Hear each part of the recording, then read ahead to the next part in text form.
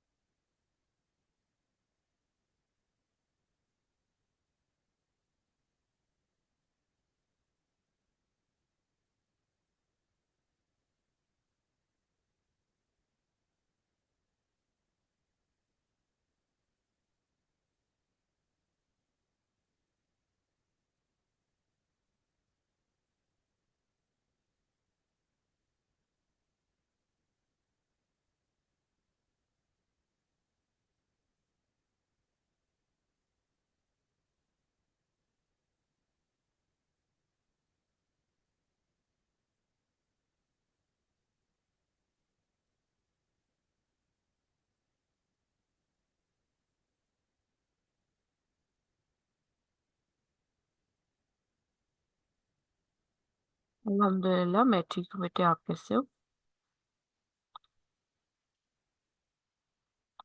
हम भी ठीक। That's great. Friday को I couldn't come because I badly hurt my ankle and right wrist, so I thought I should give it a rest. Ma'am, it's a better now.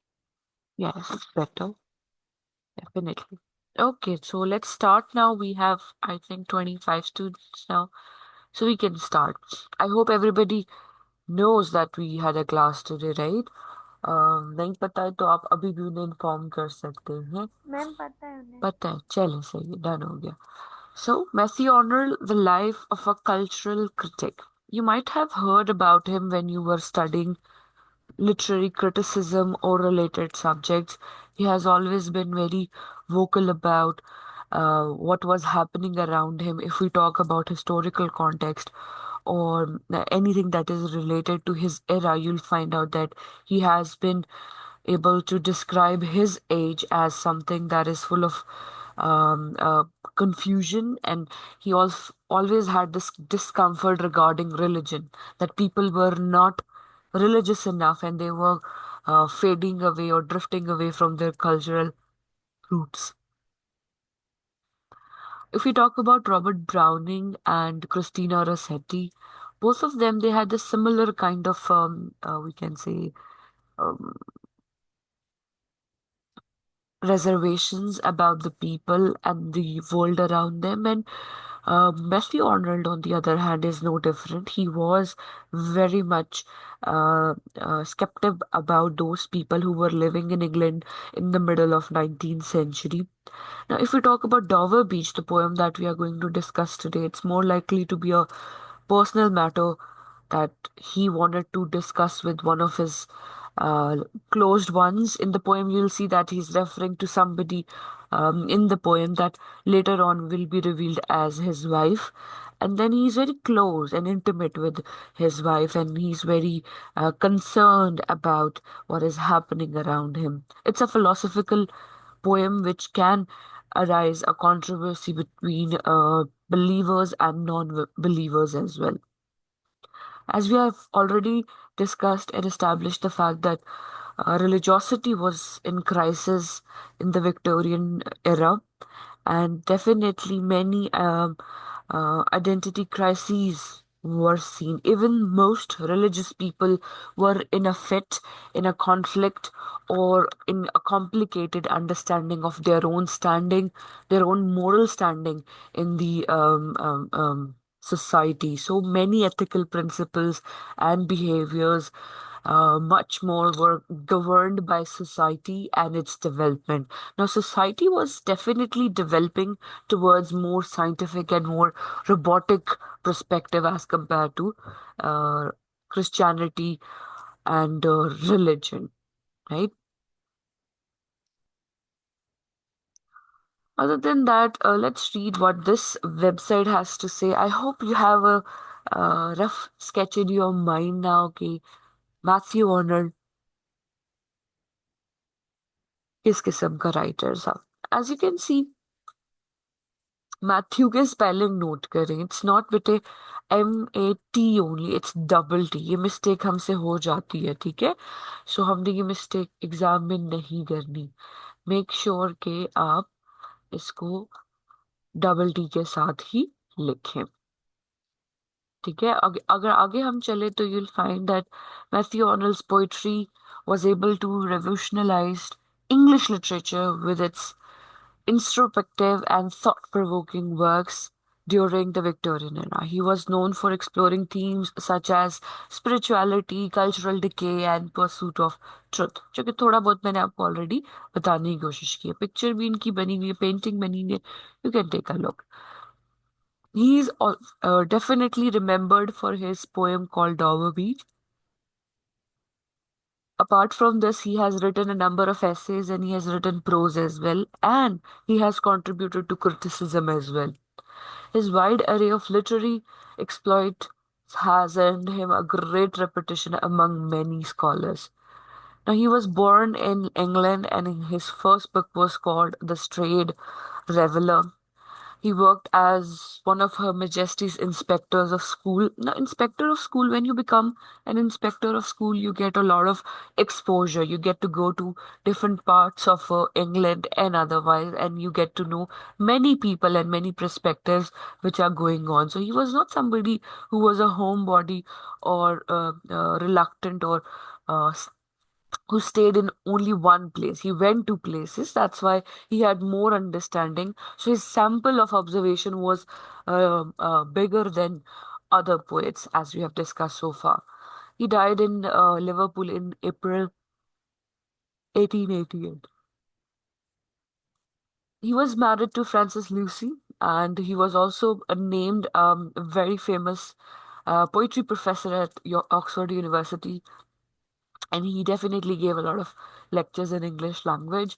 He was able to win a scholarship in Oxford. He wrote multiple essay collections, and he went to United States between 1883 to 1886.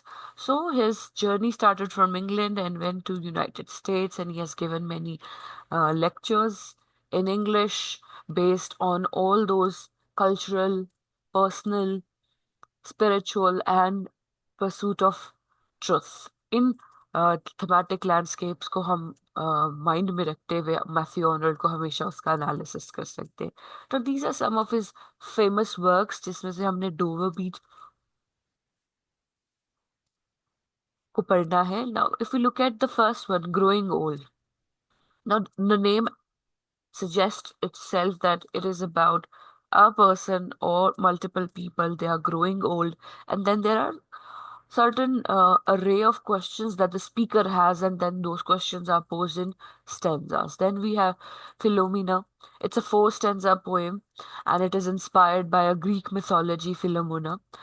It is followed by a narrator who is finding themselves in the woods and hears a song of a nightingale who is in mourning. So definitely you'll see that there is a reference to Roman Christian Saint Eugenia, which is representing how there is a removal of some portion of nightingale's agony and conflict and pain. Nightingale usually, मैंने आपको शायद पहले भी बताया हो, always sings a sad song which is full of agony, pain, or some kind of melancholia is attached to it. Then we have Dover Beach. इसको हम पढ़ते हैं, इसको तो हमने definitely at length पढ़ना है. Then we have Buried Life is another monologue. अच्छा, Dover Beach को dramatic monologue कहा जाता है. I hope, I think I did tell you what it is. I can repeat it. Dramatic monologue, as it says over here as well, is a conversation a speaker has with themselves, or which is directed at a listener or a reader who does not respond. So it's dramatic. कभी हमने theatre आपने theatre देखा हो तो you might have seen के कुछ characters अपने से बात करते हैं और ऐसी बातें रिवील करते हैं जो कि ऑडियंस के लिए होती है और ऑडियंस ने आगे से रिस्पॉन्स नहीं करना होता। तो ये पोएम ड्रामेटिक मोनोलॉग के पर्सपेक्टिव से या स्टाइल में लिखी गई है। बर्ड लाइफ भी आपको एक मोनोलॉग ही मिलेगा in which the speaker is expressing their complicated feelings, and then they talk about the uncontrollable, inevitable sadness that has been brought upon them by their lover. And of course, the next sections of the poem also focuses on how man lives and how fate determines how they are going to go about their life. So fate की बात है, buried life की बात है, इन सारे perspectives की बात हो रही है. Then lines written in Kensington Gardens. It describes the experiences of a speaker who is there in the gardens of London, England. It has 11 stanzas. It's a long poem. It has nature depiction and theme of nature is there. The description जो है वो nature पे based है. Now the speaker is emphasizing on the natural world and the history that is attached with the gardens. Of course, if you remember Victorian age में और earlier Victorian age में भी gardens were very important for these royalties. They used to go and enjoy.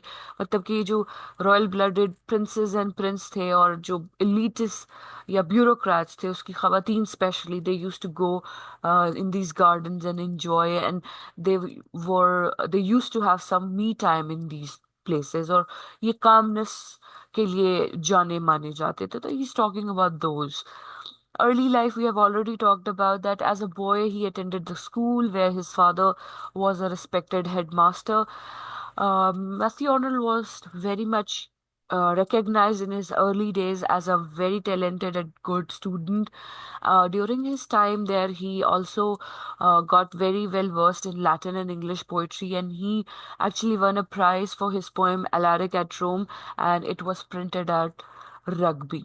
He also won a scholarship and attended Balliol College and University of Oxford, and then his father died later in 1848.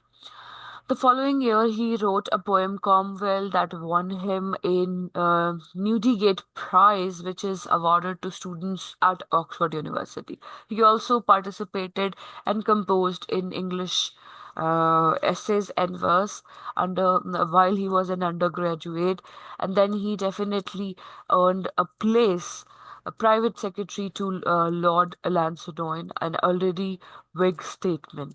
So you see, उसका एक chart है कि वो एक privilege तो नहीं कह सकते बट एक सेफ जोन से होता हुआ ही made it to the big place. Then early career की बात हो रही है that he had an influence from William Wordsworth, and he had published some poems, memorials, pieces about William Wordsworth in his first book, which is called The Straight Traveller. In 1851, he was married to Frances Lucy, who was the daughter of a justice of Queen's Bench. He was unable to provide enough support to the family because his current wages were not enough. Later on, he was appointed as one of the inspectors of the schools, and he got the wages and the exposure as well. Now, he would hold this position for a number of years. He would stay in the same place in order to provide for Francis Lucy and his house. It did allow him to, travel here and there, which includes Switzerland as well. He also managed to visit various other European countries such as France, Germany, and Holland.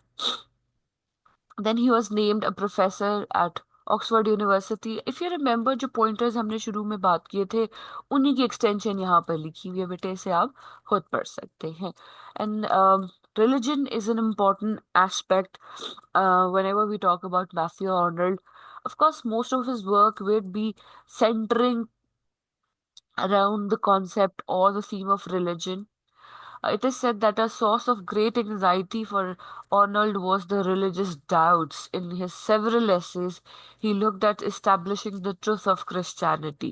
He discussed the dogma of religious sects such as the Church of England, Protestantism, and Puritanism. So, सारे isms and जो भी churches develop होते रहे, for all those dogmas, he had some doubts, and he was also sorry, he was also concerned about the modern take on religion and society as well. Of course, societal level पे बहुत सारे changes आए. So he was also a social critic. He attacked modern civilization, and then he was known for calling the aristocracy barbarians, the middle class Philistines, and had criticism of the populace. तो सिर्फ आपको ये poet नहीं मिलेगा. He's more than that. If we read about it, you'll see. I think I can find a Gale study for this as well. I'll send you if there is any. ठीक है वो आपसे share कर दी जाएगी. Now let's talk about Dover Beach. It's a poem that's a dramatic monologue, which is a lament or a sad account, a worrisome account on the loss of true Christian faith in England during in during the mid 1800s. Dover Beach uh, is written by, of course, Matthew Arnold, and it is solidified Arnold's place in the history of 19th century, which means कि 19th century की poetry में अपनी जगह बनाने के लिए इसने इसको solid grounds provide किए थे इस poem ने. These are some key factors that we need to know about the poem. The central message of the poem is the decline, um, and then there is a decline of faith. The speaker is assumed to be Matthew Arnold himself. Poetic form is free verse. Themes are nature, religion, spirituality. Emotions are faith and sadness in 19th century is there. Dover Beach explores the decline of faith and resulting sense of uncertainty and melancholy in the modern world. Now, this poem is written by Emma Baldwin, who has a BA in English, art, histories, and fine arts. Dover Beach by we have talked about his autobiography and biography. We'll not be talking about it anymore. He believes it is losing ground to the sciences. What it is? It's religion, particularly those related to evolution by Charles Darwin. अगर syllable की बात करें, syllables को इस तरह से उन्होंने highlight किया. The sea is calm tonight. The tide is full of moon and fair. तो यहाँ से आप stressed and unstressed words को देख सकते हैं. इसकी रेसिटेशन ऑनलाइन सुन सकते हैं कि इसको कैसे रिसाइट करना होता है. राइमिंग स्कीम की बात करें तो we have free verse and we have A B A C D B D C. So इस तरह की आपको राइमिंग स्कीम मिलेगी. देन लाइंस अगर बात करें तो we have a total of 4 stanzas and we have 37 lines. So इस वेबसाइट पे आप इस तरह से भी इसकी स्टडी कर सकते हैं. Stylistically it can help you understand it. Literary devices that have been used in the poem are alliteration, allusion, simile, and imagery. That you already know what are these, and that you can already aware that you have to use these in one way or another. For example, a reference has been given outside the poem, and in this case, the poet alludes to Sophocles, a Greek playwright and a philosopher as well. Alliteration, you can see lie like land, la sound is there in stanza 4. Simile and comparison, जहाँ पर like and as use हुआ हुआ है. For example, to lie before us like a land of dreams.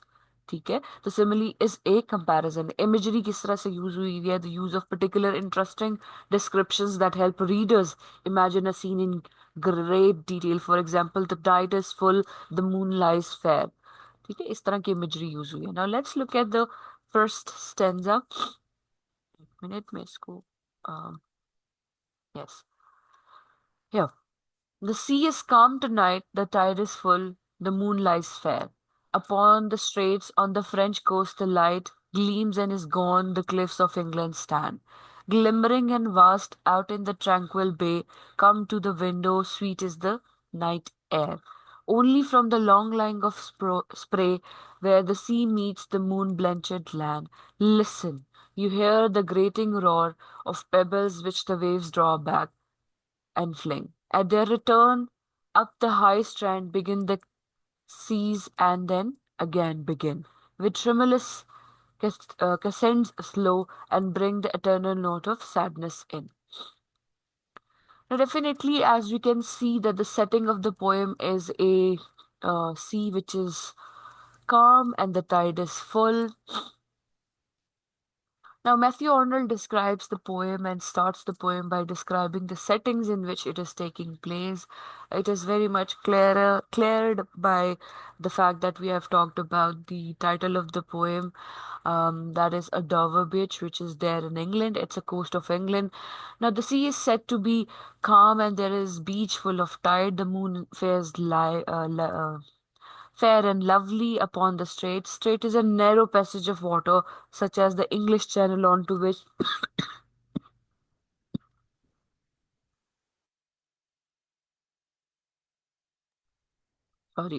Dover Beach abuts. Although it is useful to imagine the speaker in a particular place, the setting is not as important as what it represents.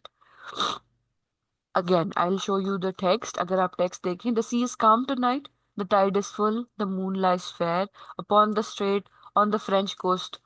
The light gleams and is gone, the cliffs of England stand.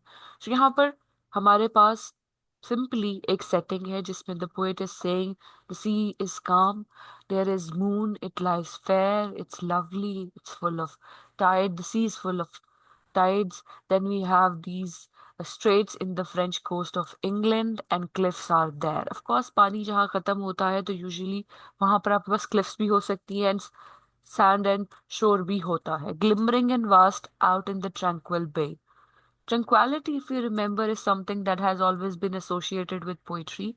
So everything is calm. सब कुछ stagnant है, सब कुछ routine में है. Come to the window, sweet is the night air. Now this come is, of course, an address to somebody who is with him in the room or in the scenario. अभी तक आपको ये भी नहीं पता चला कि वो रूम में है, but because later on you'll get that, तो यहाँ पर कम का रेफरेंस इस तरह से only to the long line of spray. The speaker can see across the channel of French side of the water. The lights of the far coast are visibly gleaming and then they are disappearing. वो glitch नहीं कर रही, वो fluctuate कर रही हैं. एक beaming एक लाइट है जो आ जा रही है. And then the cliffs of England are standing by themselves, vast and glimmering in the bay. The light that shines then vanishes, representing to the speaker and to honor himself the vanishing faith of English people. So this is how यहाँ पर जो आपको glimmering and vast नजर आ रही है, that is the faintness of the faith of English people. No one around him sees to see the enormity of what is happening, and the night is quiet. There is a calm the speaker refers to as tranquil, but the reader will come to see many things may seem one way, but they exist in the opposite direction. Now, the speaker turns to another person that is in the scene with him and asks that this unnamed person comes to the window and breathe in the sweet air. The second half of the stanza is spent describing the sounds of the water. देखिए यहाँ पर nature description भी है, यहाँ पर human faculties को भी use किया जा रहा है. So the speaker asks the other person to come at the window and look at the sweet sounds and the scenario and the scene of the night water. The speaker draws his companion's attention to the sound that the water makes as it rushes to the pebbles of the shore. This happens over and over again. वो जो आवाज है जो पानी से शोर पे आती है और पेबल्स पे कुछ न कुछ छोड़ते हुए जाती है, वो बार बार हो रही है और उसी की तरफ अटेंशन ग्रैब करवाने की कोशिश करता है जो है स्पीकर है. Now it is a natural rhythm of a piece, cadence जो होता है, a piece of text created through a writer's selective arrangement of words, rhymes and creation of meeting. Poetry meter, I mean. Then repetition is there. Repetition you understand क्या है और narrator भी you know. So this slow coming and going movement and its eternal repetition seems sad to the narrator, as if the returning sea is bringing with it the eternal note of sadness in. Again, now let's look at the text once again. The sea is calm tonight, the tide is full, the moon lies fair upon the straits of French coast light. Gleams and is Gleams and is gone, the cliffs of England stand, glimmering and vast out in the tranquil bay. Come to the window, sweet is the night air, only from the long line of spray. where the sea meets the moon-blenched land. Listen, you hear the grating roar of pebbles which the waves draw back and fling. At their return up the high strand begin the seas, and then again begin, with tremulous, sudden slow, and bring the eternal note of sadness in. ठीक है तो पहला stanza is a description of the setting, his worrisome and his analytic perspective towards what is happening, and the fact that he wants his beloved, his companion in the room to look at that perspective as well. और sometimes ऐसा कहा भी जाता है कि इतनी खामोशी, इतनी stagnation, इतनी कामनेस जो है, इतनी खामोशी जो है वो एक तूफान का पता देती है. तो that could be there as well, that he is looking at all these things, these glimmerings, this coming of lights and going, and the calmness of the C.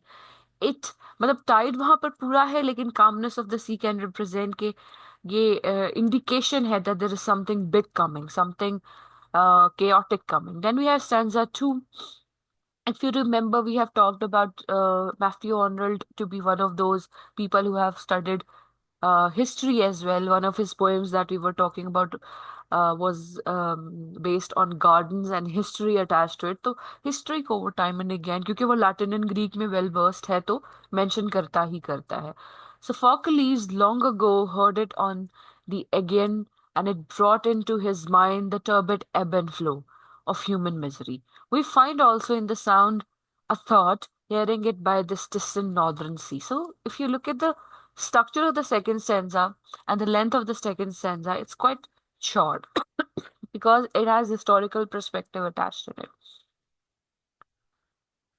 The second stanza is much shorter and relates to the world in which two characters are in the larger picture of history. Now, the speaker states that long ago Sophocles heard the sound on the Aegean Sea as the tides came in.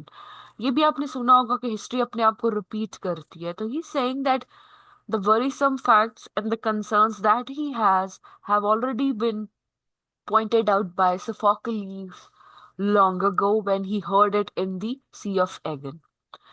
And this ebb and flow, this turbid ebb and flow, this coming and going, this fluctuation, this to and fro of the water came to Sophocles' mind as well, where he predicted or identified the human misery. And then he says that this is what we can see in the northern sea as well. It is at the distant, but I can hear it. This is what we can hear. यहाँ पर personal pronoun, collective personal pronoun we को use किया गया है. We represents the people of his era which are going through this questioning on spirituality and religious perspectives. Now, the second stanza is much shorter and it talks about Sophocles. He heard these sounds on the Aegean Sea. It too brought to his mind the feelings of human misery and how these emotions ebb and flow. Sophocles, who penned the play Antigone, is one of the best known dramas in the from the Greek ancient mythology, and he's best known for it. Now, Arnold hopes to bring the reader's attention to the universal experience of misery that all throughout the time have lived with. Of course, if we talk about the history, अगर हम Anglo-Saxon period से या उससे पहले fourth century से बात करना शुरू करें, तो miseries have always been part of us. Be it English literature, be it American or Pakistani or any other literature for that matter. Any history को, किसी भी history को उठा के देख लें तो miseries have always been there, and they have been evolving and they have becoming worse day by day. Yes, good times have been there, but miseries have always been there. With adventures, inventions of new things, such as scientific inventions and technological advancements, economical advancements, psychological barriers and psychological hurdles, सब कुछ contribute करते करते, we have found ourselves to in such a state where we are not able to understand that how human misery works. However, जो Sophocles ने identify किया था, we can find ourselves. This is what Matthew Arnold is saying, that we can find ourselves in the same emotions that is heard in the ebb and to and fro of the water that comes and goes. Then we have stanza 3, the sea of faith was once too at a full and round earth's shore, lay like the folds of a bright girdle fold, but now I only hear its melancholy, long withdrawing roar, retreating to the breath of the night wind down the vast edges starer and naked shingles of the world. Again, the sea of faith. अब सी का जो representation है, पहले जो सी था वो actual physical सी था कि वहां पर एक कामनेस है और सब कुछ है। अब जो हमारे पास सी ऑफ फेथ का जो रिप्रेजेंटेशन है, यहाँ पर पोएट हमारी अटेंशन लेकर जा रहा है that once the world was full of faith, so was sea. ठीक है, he is using it and he is saying that everything was round in the earth and everybody was connected with each other with the perspective of religion and cultural practices. But now he cannot see this. All he can hear and see is the melancholia that is attached to it and the retreating of the breath. For example, the people are moving away. जैसे पानी सी शोर पर जाकर वापस और आगे पीछे जा रहा है, उसी तरह से लोग भी और उनके रिलीजन और उनके religious beliefs and cultural beliefs, they are going to and fro and they are becoming too worldly to begin with. In the third stanza, it becomes very clear that Arnold is speaking about the diminishing faith of the people and the countrymen and the women and everybody who lives there.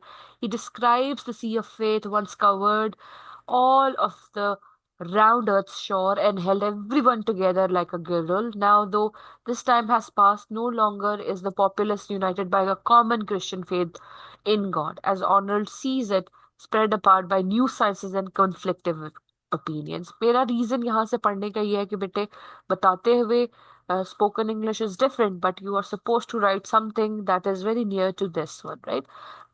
The comparison that he has been crafting between drawing away and coming in of the sea is now made clear as the speaker says there is no longer any return.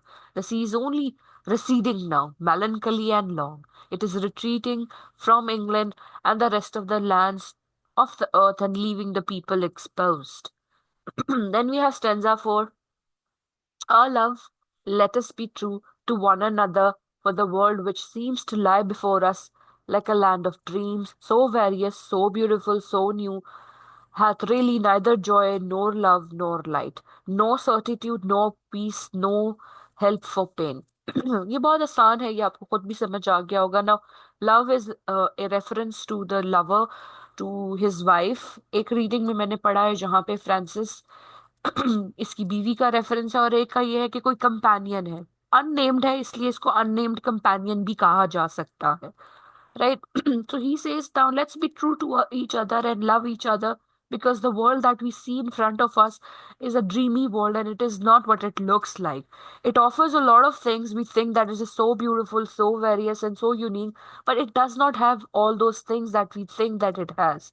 So he's talking about illusion versus reality, and he says that the world doesn't have joy, it doesn't have love, it doesn't have light, and it doesn't have any repercussions or any solutions for the certitude and pain that people feel. And he says there is no peace and there's no help available for the pain that the people might feel due to the human miseries that have been mentioned in the second stanza already. आगे देखें, and we are here as on a darkling plain swept with confused alarms of struggle and flight, where ignorant armies clash by tonight. He was also very much skeptic and concerned about the people who were fighting in the name of many things including religion. इसके बारे में भी बहुत fights होती थी लेकिन major fights were economical in nature, और we can say उनका एजेंडा ये था कि किसी किस्म की माली हेल्प हो जाए. So this is the reference that he gives over here and he says that we are here, we are in the dark. हम प्लेन में हैं, हमें कुछ पता नहीं क्या हो रहा है, कौन क्या कर रहा है, किस एजेंडा से कर रहा है, कोई क्लैरिटी नहीं है, कोई यूनिटी नहीं है. At the beginning of the fourth stanza, it becomes clear that the companion who is looking out over the water with the speaker is most likely to be a lover or a romantic partner. He speaks now directly to her and perhaps to all those who believe in God that there is that that are still out there. He's asked that they remain true to one another.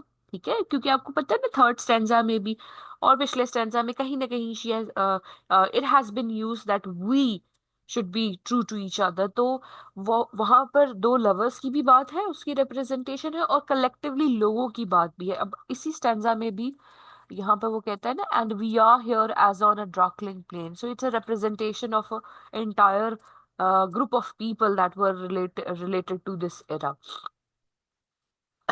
He asked that they remain true to one another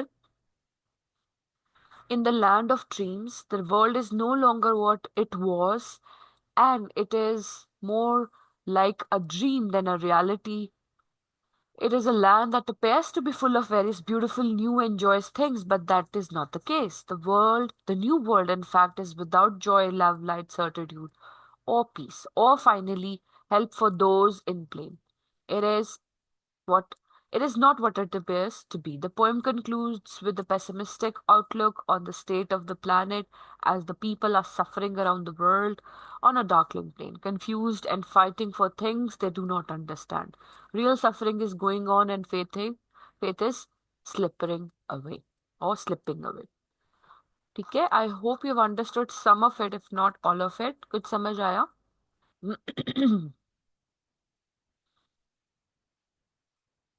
Any questions?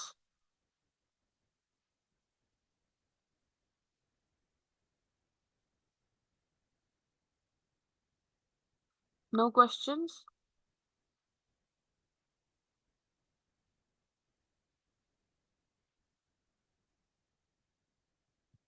Ma'am Okay. चलिए, now I will be sharing some research articles जो कि इसी poem पे लिखे हुए हैं। दो तीन पर्सपेक्टिव्स देख लेते हैं कि इस पे क्या क्या और बात हो सकती है। Give me a minute.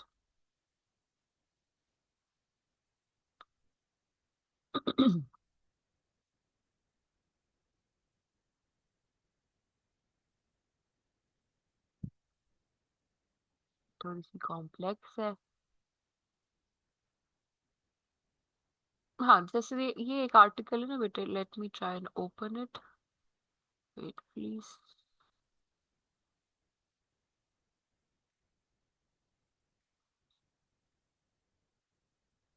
The representation of loss of faith in Matthew Arnold's Dover beach.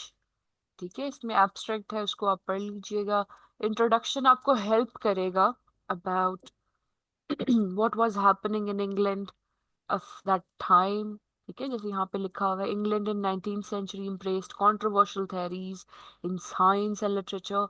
It was the time when romantic literature and new scientific discovery emerged, which arguably both sides opposed and influenced each other. Meanwhile, the century is vastly known for the controversial discordance between newly scientific discoveries and religious beliefs. So ये आपका reference to the context में इस तरह की जो point बातें हैं बहुत हेल्प कर सकती हैं।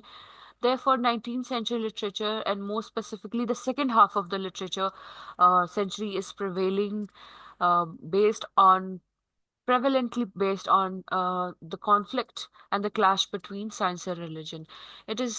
It caused both poets and ordinary people to contemplate about religious doubts, and सबसे ज्यादा जो प्रॉब्लम क्रिएट की वो इस थ्योरी ने की जो चार्ल्स डार्विन ने दी थी। अब यहाँ पर एक रेफरेंस दिया हुआ है कि Matthew Arnold's poems Dover Beach reputedly one of the most beautiful poems in English language, is compelling lament on the loss of faith in poets beloved England। ये आपका रेफरेंस भी आ जाता है, राइट।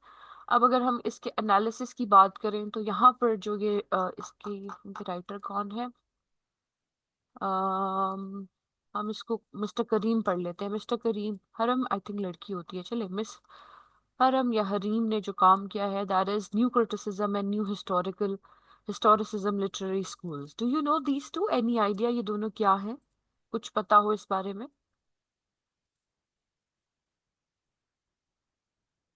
हम्म, ये new criticism and new historicism क्या है? या formalist school of criticism? अगर ये बिल्कुल न्यू है तो मुझे बताएं, अगर बिल्कुल नहीं पता तो I should know. No ma'am. नहीं पता ना, चले फिर इसके बारे में थोड़ा सा फिर हमें बात करनी पड़ेगी in order to understand this. जी बेटे, किसी ने हैंड रेस किया, बताएं। अच्छा, इसीलिए किया था, बताने के लिए, चले। अब देखिए यहाँ पर यूजुअली लिखा तो होना चाहिए। एक सेकेंड।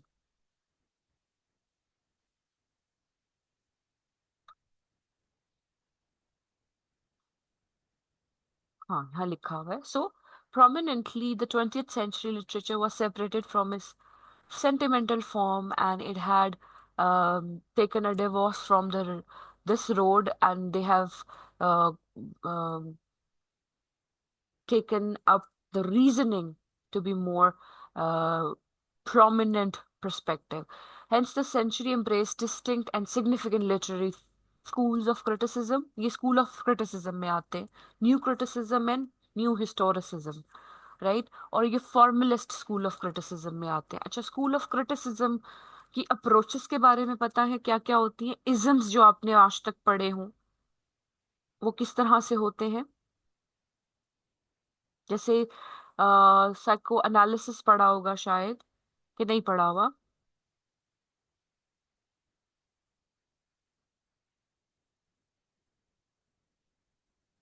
मैम पढ़ा था। हम्म। मैम ज्यादा डिटेल में नहीं पढ़ा था, लेकिन उसको अप्लाई किया था अपने वर्क के ऊपर, शॉर्ट स्टोरीज के ऊपर। Right.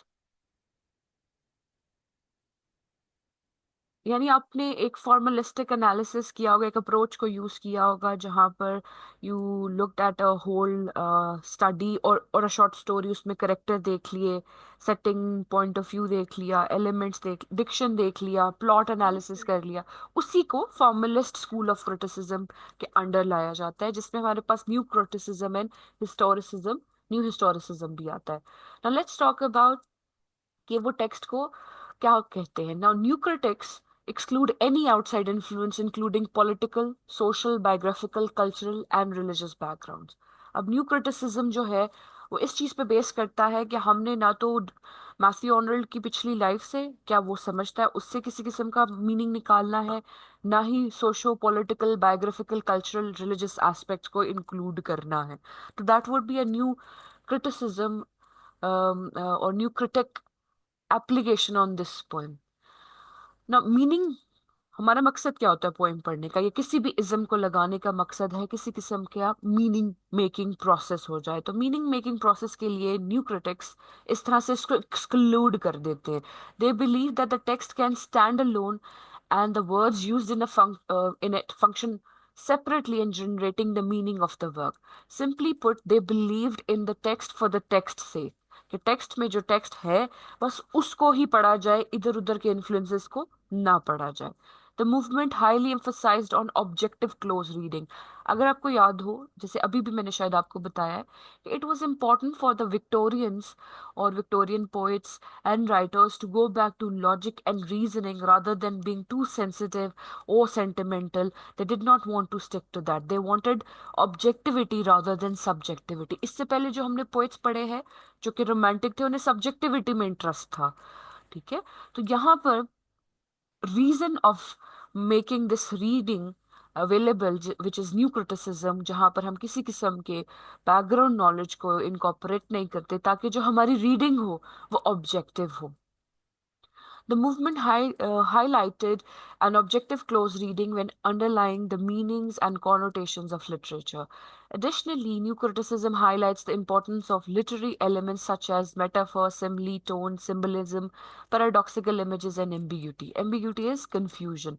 Sometimes the writers and the poets, they write in such a manner with intentional ambiguity. You know, there are 7 types of ambiguity। There is a book that I have read in my masters, I don't remember the author, जहां पे vagueness and ambiguity को as a technique क्यों use किया जाता है उस पर लिखा हुआ है। तो इस तरह से भी इस्तेमाल किया जाता है। सो ये लिटरेरी एलिमेंट्स जो है, आप इसको सिफ्ट मेथोडोलॉजी में ऑलरेडी यूज करते हैं, which is symbolism, imagery, figures of speech, tone, and theme, right?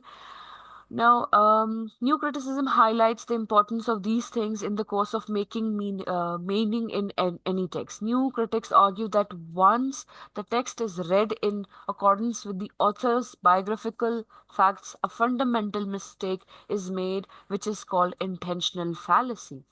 ठीक है, would you agree with this? क्या आप ये अग्री करेंगे कि डेफिनेटली जब हम किसी पोइट के बारे में पढ़ लेते हैं और फिर हम पोएम के बारे में पढ़ते हैं, तो हमारा जो टेंडेंसी है, हमारा जो इंटरप्रिटेशन लेवल है, वो कहीं ना कहीं बिल्कुल उसके साथ अलाइन कर जाता है। हम दूसरी तरफ सोचने से मना ही कर देते हैं, गुरेज नहीं करते। We just don't want to study it from the other perspective. Does it happen with you? Yes ma'am. Yes ma'am. और जब भी मैंने बच्चों से पूछा है, I can share an experience, वो हमेशा कहते हैं that they want to read about the era and the poet first and then the poem, because that makes it easier for them to actually understand it. But the more time passes, जैसे जैसे 19 से आप 20th century में आ गए, 20th से 21st में जाओगे, everything is so complicated. अब देखिए, आपको मैथ्यू आर्नल्ड के बारे में थोड़ा बहुत पता चल गया है, विक्टोरियन एज के बारे में पता चल गया है।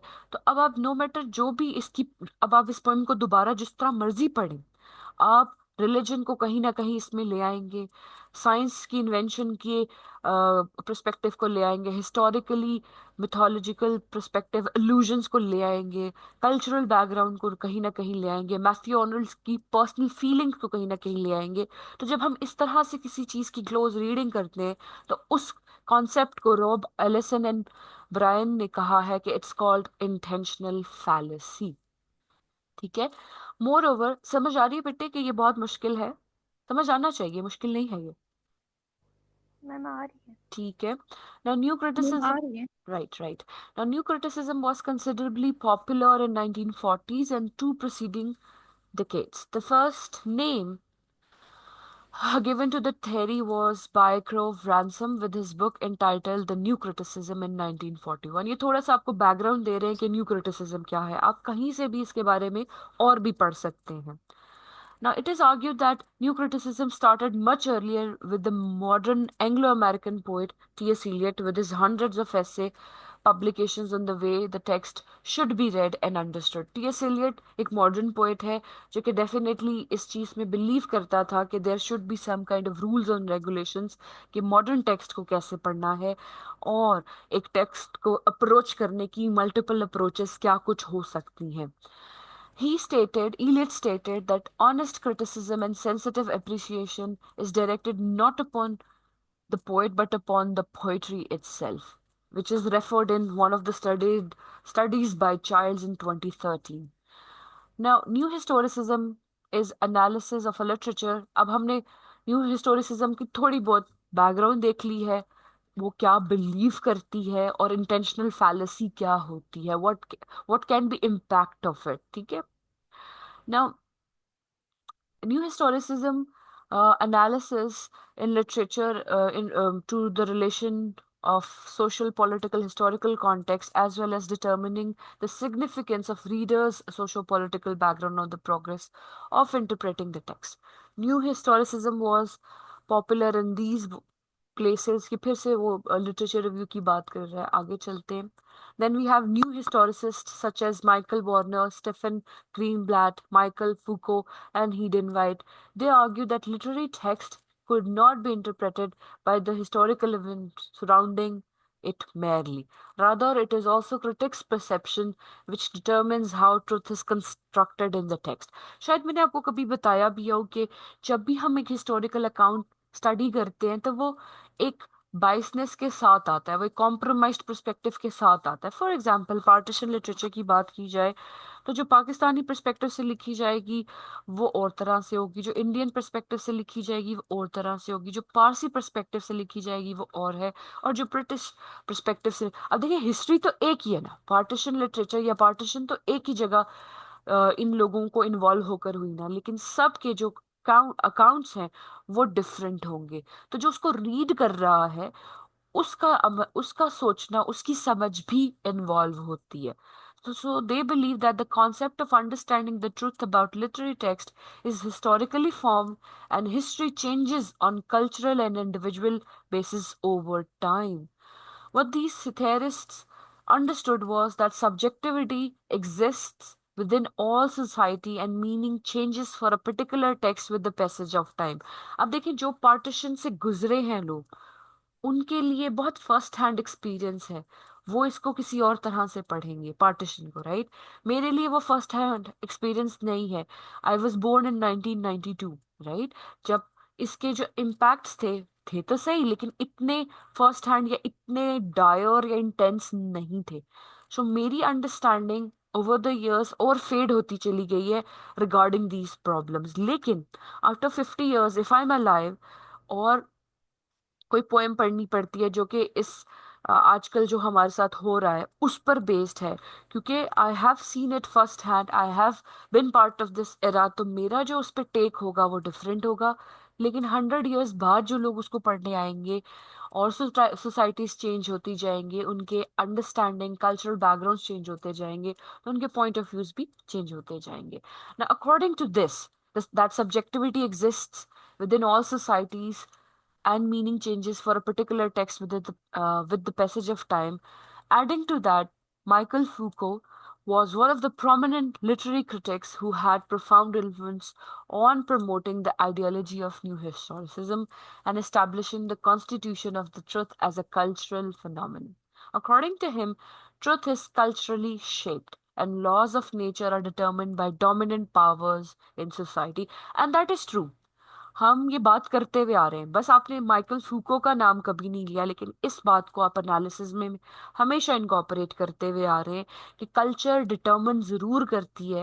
ये साइकोलिंग्विस्टिक्स में भी आपने पढ़ा होगा, सैपर-वर्फ हाइपोथेसिस में, that culture and our cognitive capabilities are definitely influencing our language and vice versa। ठीक है?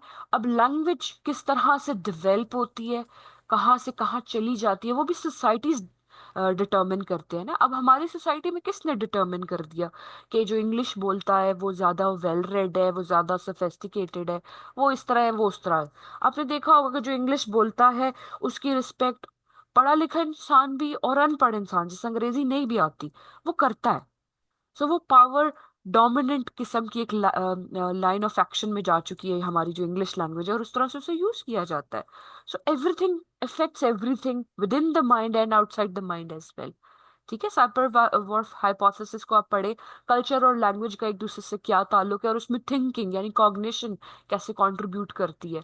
सो वही बात माइकल फूको यहाँ पे कह रहा है कि the truth is culturally shaped and laws of nature are determined by powers in the society. अब इसमें लैंग्वेज भी आएगी, इसमें सोशो पॉलिटिकल हिस्टोरिकल हर किस्म का पर्सपेक्टिव भी आएगा। According to him, truths are determined by powers within the society.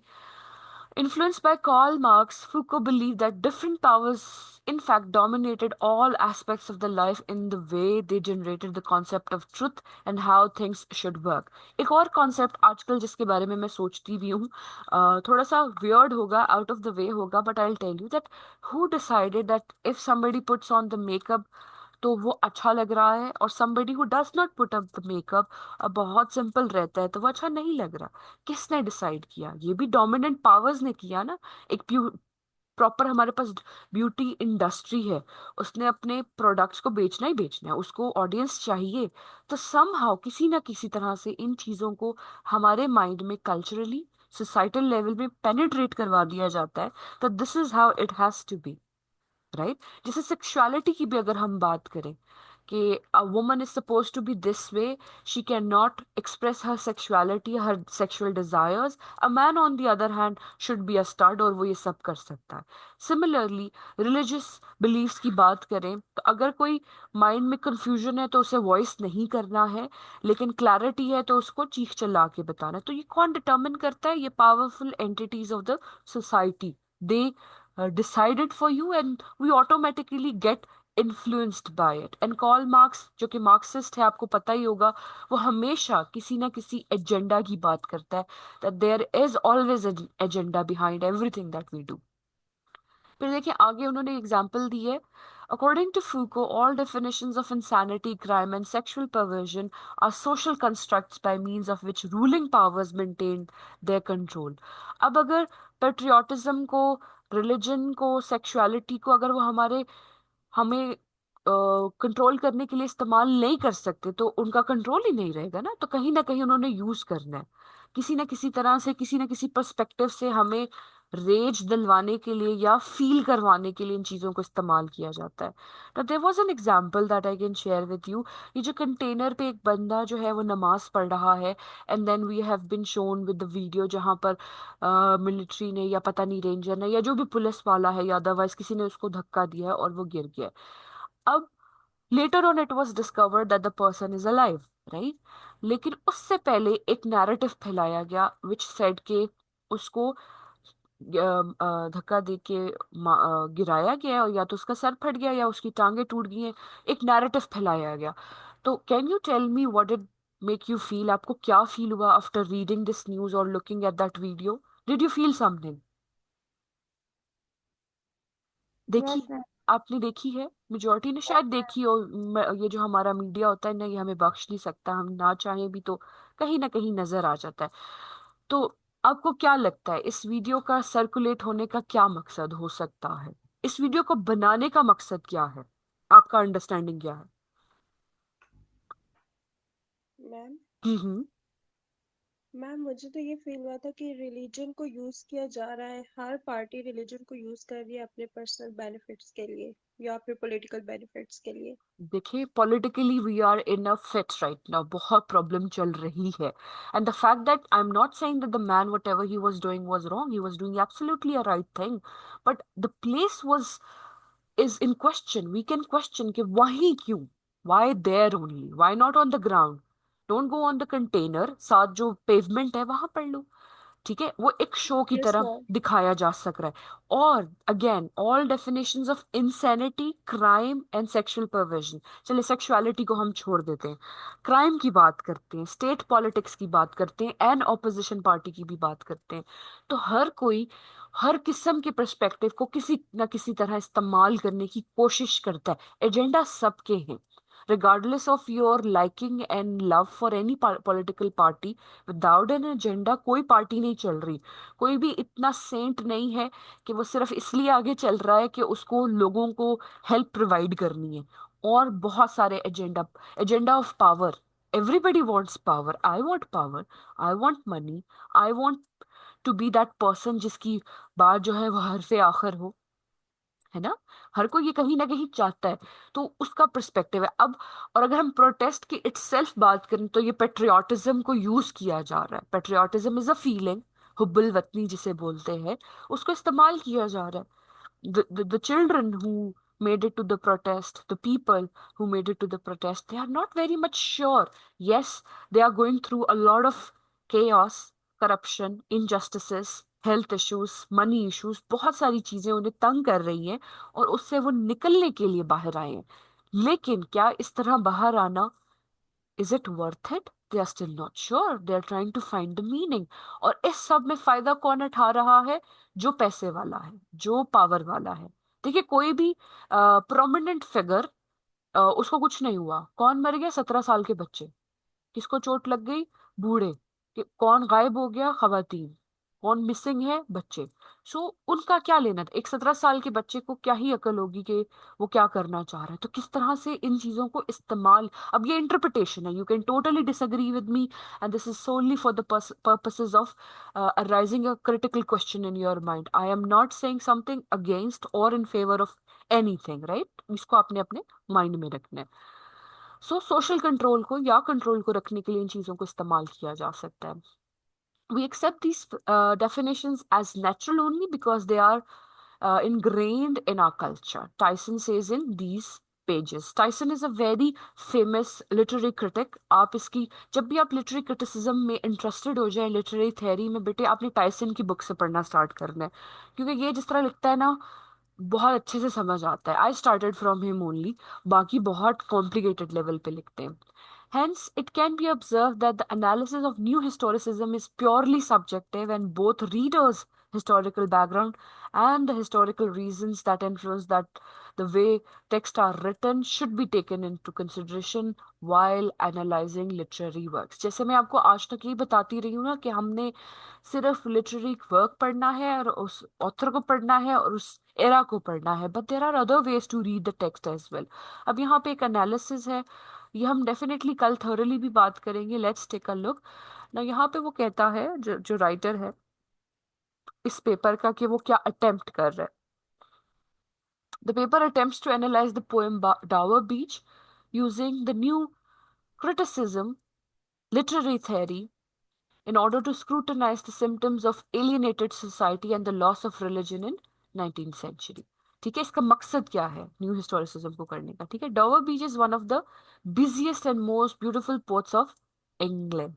Every day thousands of visitors come to see the white cliffs and ancient castle of Dover, definitely giving the poem this title adds initial significance on the poem. Importantly, the title of the poem is setting the um, uh, um, poem as well. Poem is the setting of the poem as well. The speaker reveals to be one of the rooms in Dover, watching the and describing the sea spectacle in front of him.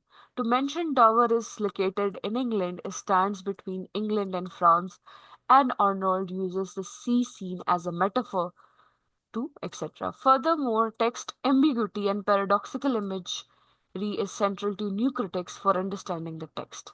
Generally, Dover Beach, the poem portrays distinct paradoxical images. To explain, in the first stanza, there are two images. One is when poet pictures the beautiful Dover cliffs and the sea scene. Here are the images. The sea is calm, the tide is full, the moon lies fair. On the French coast of the light gleams the cliff of the England standing glimmering and the moon blanching land. Remarkably, these descriptions are able to provide tremendous feelings of pleasure and calmness. The these images are drawn beautifully and they make reader imagine the picture in his mind and head. But in the last lines, the entertainment that the speaker feels is distracted by disturbing roar of papers and unstable movement. अब आप देख रहे हैं, इसमें हम Matthew Arnold की बात नहीं कर रहे हैं, इसमें हम पोइटिक पर्सोना की बात कर रहे हैं, कि वो उसको विद इन द पोएम क्या सुनाई दे रहा है, क्या दिखाई दे रहा है, और उसका क्या इम्पैक्ट हो रहा है, और इस इम्पैक्ट का इम्पैक्ट रीडर पर क्या हो रहा है। You are getting my point, कि कैसे एक न्यू हिस्टोरिकल रीडिंग है। देखिए, यही बात हमने पहले एनालिसिस में भी की है। समझ आ रही है? यस और no? Yes ma'am. Hmm, right. फिर इसी तरह से पूरी स्टोरी की वो बात कर रहे हैं कि हर स्टेंजा में क्या हो रहा है, ये पढ़ेंगे तो हमें पता चलेगा, because we are left with 2 to 3 minutes, so will stop here. फिर वहां पे ये टेक्निक्स की भी बात कर रहा है, नैरेटिव टेक्निक्स की भी बात कर रहा है। तो इस तरह से इसका यहाँ पे इंशाल्लाह कल हम इसे थरली और पढ़ेंगे।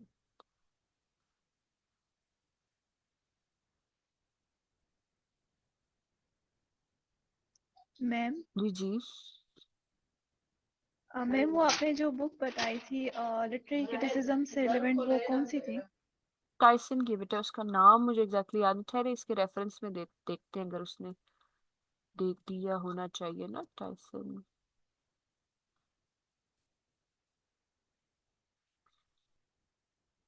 मैं आपको ना लिख कर भेज देती हूँ, हाँ, I can't see right now. जी बेटे। Yes ma'am, thank you ma'am. Who raise the hand, पूछें क्या क्वेश्चन है?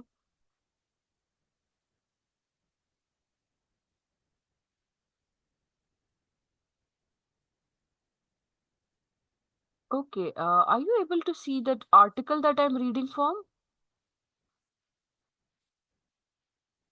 नहीं, आप लोग नहीं देख पाए यस आप? No ma'am. आपने हमें मुझे बताया ही नहीं, मैंने वो स्क्रीन चेंज ही नहीं की, ओहो, दैट्स बैड। चलें। this, I was reading from this one। Please ऐसे हो जाए करे तो मुझे बताया करे। मैं करती नहीं होती, बट समटाइम्स हो जाता है बेटे। तो यहाँ से पढ़ रही थी, ये मैंने अटैच भी किया हुआ है, कोई बात नहीं। जब आप अगर इस रिकॉर्डिंग को दोबारा सुनोगे ना, तो इसको बेशक ओपन कर लीजिएगा। Okay ma'am. यहाँ पर लिखा हुआ है ये सारा कुछ, ठीक है, इस आर्टिकल की बात कर रही थी। ठीक है बेटे, सी यू टुमारो। मैंने दोनों इकट्ठी नहीं रखी क्लासेस, मैंने कहा थोड़ा सा ज्यादा बर्डनाइजिंग हो जाता है और फिर सुनने में भी प्रॉब्लम होती होगी, तो फिर मैंने एक एक रख ली। आई होप दैट्स ओके, कि कल भी एक हो जाएगी same date date yes yes ma'am. Time पे, राइट? ऑल यस राइट बेटे, सी यू टुमारो, अल्लाह हाफिज, टेक केयर। अल्लाह हाफिज़ मैम। मैम।